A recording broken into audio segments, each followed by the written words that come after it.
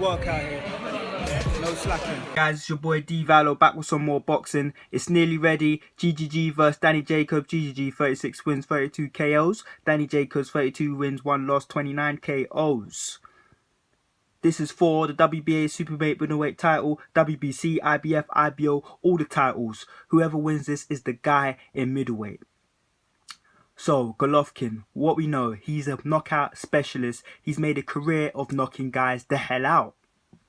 Danny Jacobs, with 32 wins and 29 KOs, he is a knockout specialist in his own right.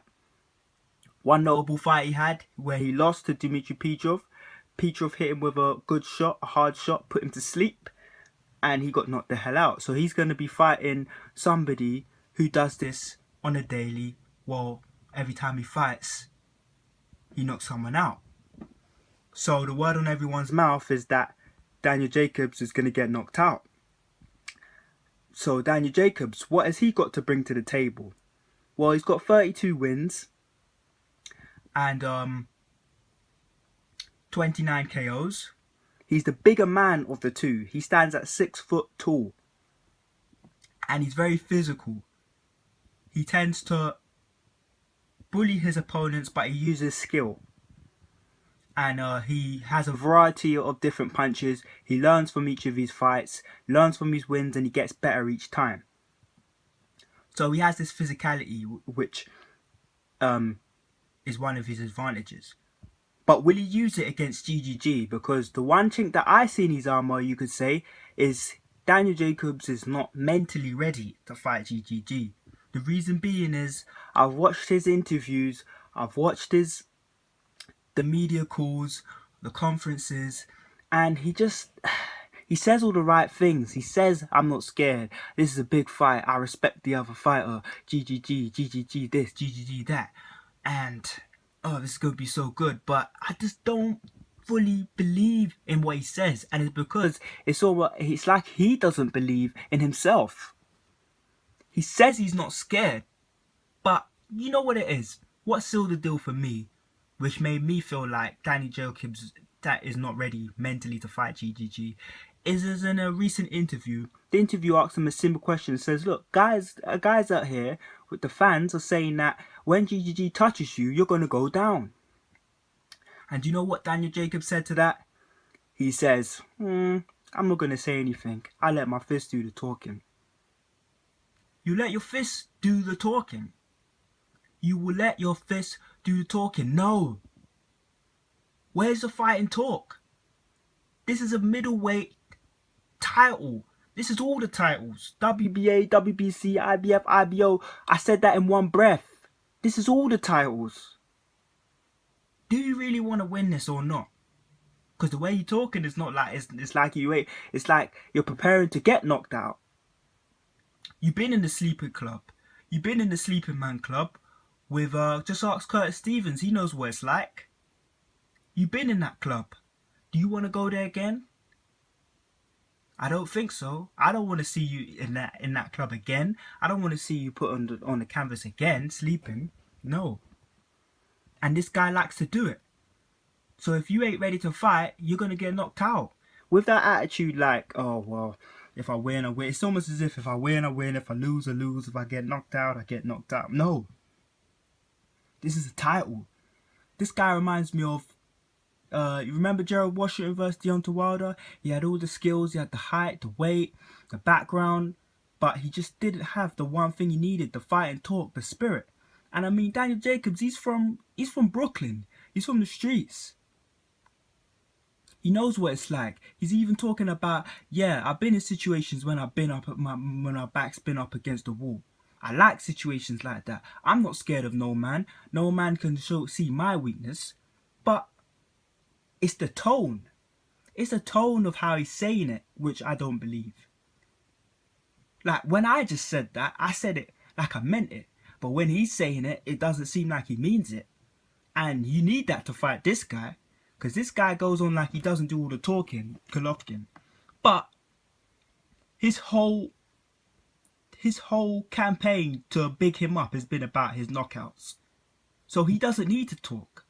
Because he's knocked out enough guys that people don't want to fight him because they're scared. But let's go on to Golovkin, because Golovkin is not untouchable. Kell Brook showed that he's vulnerable, that he can be hit. Golovkin can be hit. And you know what? Golovkin fights bums. So he's 36 wins, 32 KOs, but he's knocking out bums. I only know 3 people out of all the titles he's won and all the fights he's won. I only know 3 of those guys' names. And that's Curtis Stevens. I only know 3 of these guys that from before he fought them. Curtis Stevens, because he was in the middleweight division. He's in the sleeping club. Kell Brook and Willie Monroe. Those are the 3 names that I know. Everybody else, I'm like, who the hell is that? But he knocked them out still. So you can't take that away from him. He has got power in his hands and he has got 36 wins undefeated. But he can be hit. You know what I mean? So if Daniel Jacobs really wants to win this, then he should be using that.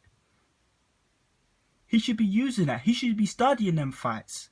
In the interview said to him, so have you watched Golovkin's last fights and seen something which makes you vulnerable that you're going to capitalize on? And it's like he didn't want to answer the question. He's like, oh yeah, everybody's got flaws and GGG's got flaws, but he's never fought a guy like me.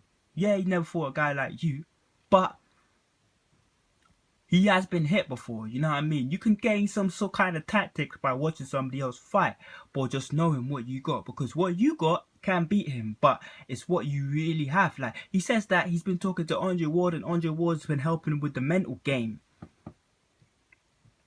But the only mental game I'm seeing is him preparing to get knocked the hell out. Talk like, oh well, if he's a big puncher, I let my fist do the talking, but he's saying it like you don't mean it. Or when the interviewer's asking him, the same interview says, oh, so you're going to put the pressure on Golovkin? And he says, well, I'm not really going to give away the game plan, but yeah, like I think there's going to be a certain amount of respect that he's going to gain from GGG. Fair enough, but the only way you're going to gain that respect is by hitting this guy hard. You got to hit this guy hard, because let's face it, on Golovkin's side, when I've seen him in the interviews, when I'm hearing his promoter talking about him, he's saying that he's focused on Daniel Jacobs and he's got A, B, C, and D. He's got A, B, C, and D. Plans. He's got 4 plans to beat this guy. If A don't work, he's going to the next one. If B don't work, he's going to C. And in every one of those plans, he's got hard punches. And the thing is, he's going to be on your case for 12 rounds. I don't think that either of these guys are going to get tired, but it's the way Golovkin fights you which makes you tired. If he's not following you, he's going to be hitting your body. If he's not hitting your body,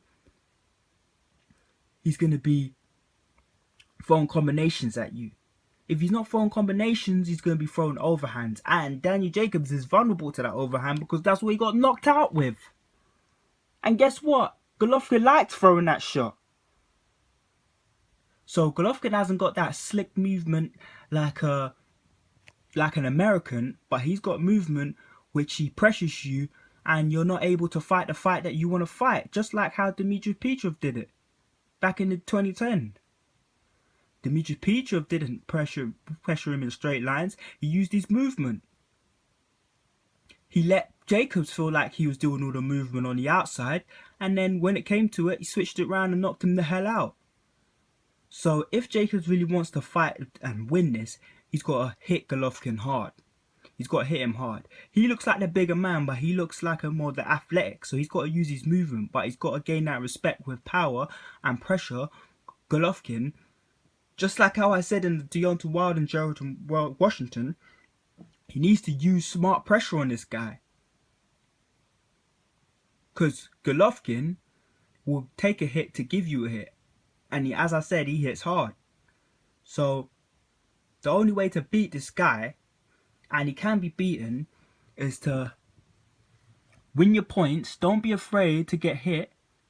and obviously tried not to get hit. Studied the art of boxing, hit and not be hit, but